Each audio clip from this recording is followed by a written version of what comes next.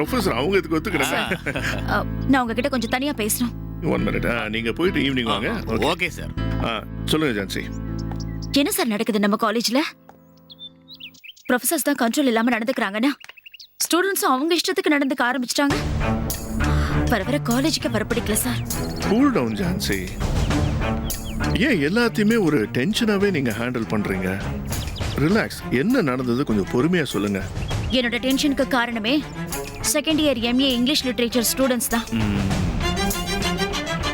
Class எடுக்கலாம் நான் ரூமுக்குள்ள நுழைஞ்ச உடனே எல்லாரும் எந்திரிச்சு வெளியில போயிட்டாங்க.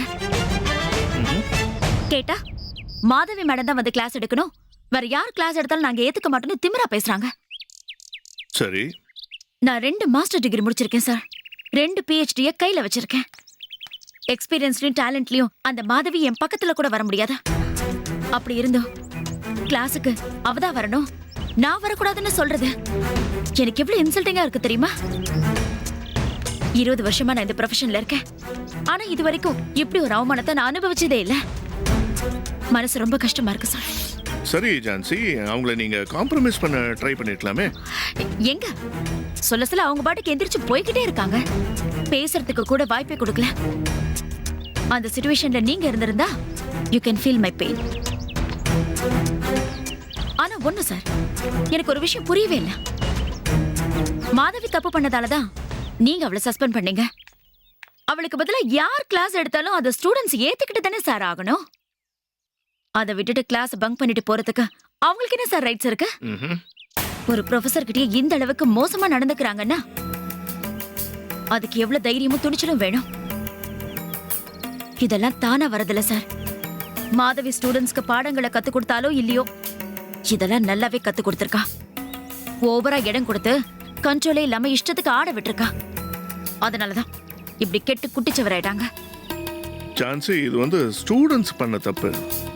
தேவையில்லாம இதுல போய் மாதவி இழுக்காதீங்க. எனிவே, நான் மாதவியை கூப்பிட்டு விசாரிக்கிறேன். கிளாஸ் அட்டெண்ட் பண்ண சொல்றேன். சரியா? நீங்க சொன்னாலும் அவங்க கேட்க மாட்டாங்க சார். பேசாம மாதவியை சஸ்பெண்ட் பண்ண மாதிரி இந்த பசங்களை 1 மாசத்துக்கு சஸ்பெண்ட் பண்ணுங்க. அப்பதான் மறுபடியும் இந்த மாதிரி தப்பு செய்யக்கூடாதுங்கிற பயம் மனசுல இருக்கும். இந்த மாதிரி சின்ன சின்ன விஷயத்துக்கெல்லாம் சஸ்பெண்ட் பண்ண முடியாது. எல்லா பிரச்சனைக்கும் சஸ்பெண்ட் பண்றதுதான் சொல்யூஷன்னா அப்புறம் காலேஜ்ல யாருமே இருக்க மாட்டாங்க. அந்த ஸ்டூடெண்ட்ஸ் எல்லாம் நம்ம சஸ்பெண்ட் பண்ணா மத்த ஸ்டூடெண்ட்ஸ் எல்லாம் சும்மா இருப்பாங்கன்னு நினைக்கிறீங்களா? மாதவி எப்படி திரும்ப சேர்த்துக்காங்கன்னு போராடுறாங்களோ அதே மாதிரி ஸ்டூடெண்ட்ஸ் எல்லாரும் திரும்ப போராட ஆரம்பிச்சிருவாங்க. இப்ப என்ன சொல்ல வரீங்க? அவங்க மேல நீங்க ஆக்ஷன் எடுக்க மாட்டீங்க, அவ்வளவுதானே? செஞ்ச தப்புக்கு பனிஷ்மெண்ட் கொடுக்கலன்னா அப்புறம் அவங்க எப்படி சார் திருந்துவாங்க? இங்க பாரு ஜான்சி, தப்ப மன்னிச்சு ஏத்துக்கிறதும் ஒரு விதத்துல தண்டனை தான். இந்த கான்செப்டை என்னால ஏத்துக்க முடியாது சார். நான் அவங்களால அவமானப்பட்டிருக்கேன், ஹர்ட் ஆயிருக்கேன். இதுக்கு எந்த ரியாக்ஷனும் இல்லைன்னா அப்புறம் அவங்களுக்கு தைரியம் இன்னும் ஜாஸ்தி ஆயிடும். மேல மேல என்னையும் மத்த ப்ரொஃபசர்ஸையும் டீஸ் பண்ண ஆரம்பிச்சிடுவாங்க. அதுக்கப்புறம் யாராலையும் இங்க நிம்மதியா ஒர்க் பண்ண முடியாது. என்ன சார், நான் இவ்வளவு டென்ஷனா பேசிட்டு இருக்கேன், நீங்க எல்லாத்தையும் கேட்டுட்டு அமைதியா இருக்கீங்க. You have to do something, sir. Jhansi, ஒரு சாதாரண விஷயத்தை ஏன் இவ்வளவு பெருசுபடுத்துறீங்க? சரி விடுங்க.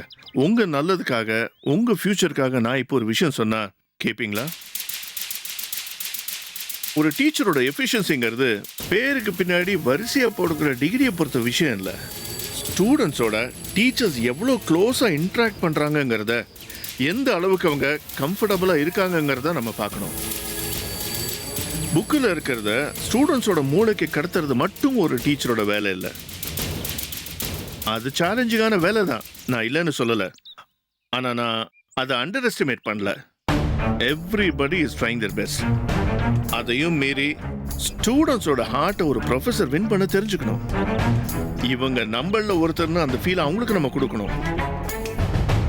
அப்படி அந்த ஃபீல் வந்துட்டா ஸ்டூடெண்ட்ஸை கண்ட்ரோல் பண்றதுக்கு நீங்க குச்சி தேட வேண்டியதில்லை. உங்க அன்பான வார்த்தை ஒன்னே ஒன்று போதும். இதை எந்த மாஸ்டர் டிகிரியும் PhDயும் கத்து தராது. ஒரு ப்ரொஃபஸருக்குள்ள இயல்பாவே இதெல்லாம் இருக்கணும். மாதவி கிட்ட அது எல்லாமே இருக்கு. அதனாலதான் ஸ்டூடெண்ட்ஸ் எல்லாம் அவங்களுக்காக துடிக்கிறாங்க. அவங்கள விட்டு கொடுக்க முடியாதுன்னு சொல்றாங்க. மாதவியும் ஸ்டூடெண்ட்ஸும் ரிலேஷன்ஸா என்ன இல்லையே, ஆனா 1 வருஷம் அவங்க கூட இருந்ததுல பிரிக்க முடியாத ஒரு பந்தத்தை அவங்க ஏற்படுத்தி இருக்காங்க. That is the real success of a professor. ப்ரொஃபஸர்னா டாமினேட் பண்ணணும். அவங்கள விட்டு விலகியே இருக்கணும்னு நீங்க நினைச்சீங்கன்னா லாஸ்ட் மினிட் வரைக்கும் நீங்க ப்ரொஃபஸராகவே தான் இருப்பீங்க. ஆனா சக்சஸ்ஃபுல்லா இருக்க மாட்டீங்க. ஒரு விஷயத்தை நல்லா யோசிச்சு பாரு ஜான்சி. அந்த பேட்ச் ஸ்டூடெண்ட்ஸ் மாதவி தான் வரணும்னு சொல்றாங்க, ஆனா நீங்க வேண்டாம்னு சொல்றாங்க. அப்படின்னா ப்ராப்ளம் எங்க இருக்கு? ஸ்டூடெண்ட்ஸ் கிட்டயா? இந்த கேள்விக்கு என்ன பதில்னு you please think it over. Well, என்னோட சஜஷன் என்னன்னா, ஸ்டூடெண்ட்ஸ் என்ன மதிக்கல, என்னை அலட்சியப்படுத்துறாங்கன்னு கம்ப்ளைண்ட் பண்றதை விட அவங்க ஹார்ட் எப்படி வின் பண்றதுங்கிறது யோசிங்க. மாதவியால் அது முடியும்னா உங்களால நிச்சயம் அது முடியும். அதுக்கு என்ன வழிங்கிறத நீங்க தான் கண்டுபிடிக்கணும். Remember, only you can do it. Yes sir. That is because you can't do it in your way. இல்ல, அது நான் இல்ல.